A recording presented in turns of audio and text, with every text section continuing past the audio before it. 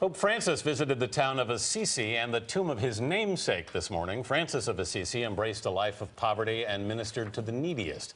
Pope Francis to name himself after the 13th century friar. Mark Phillips is in Assisi. Mark, good morning. Good morning, Anthony. Well, popes have Assisi before, but for a pope named Francis, just a pilgrimage, it's a mission statement.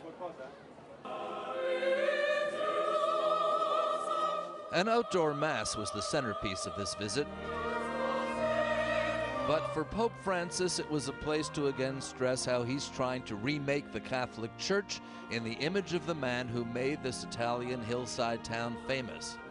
Saint Francis of Assisi rejected wealth to pursue a pious life of ministering to the poor. Pace e bene a tutti. 800 years later, Pope Francis has been saying he wants a church that again follows Saint Francis's example. Already this week, he has assembled an international panel of cardinals to begin the process of reforming the bloated and self-serving Vatican bureaucracy. They say it doesn't need fixing, it needs to be rebuilt from the ground up. And behind the religious pageantry, there are other early signs of reform.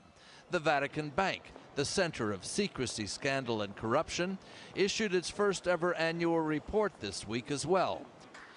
Pope Francis has been in office just 6 months, but already he has begun to redefine the papacy, rejecting some of its ostentation, speaking often without notes and about real events.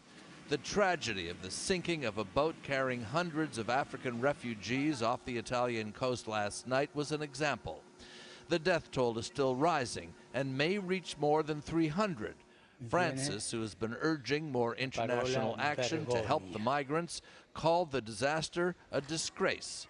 Today he blamed it on an uncaring world.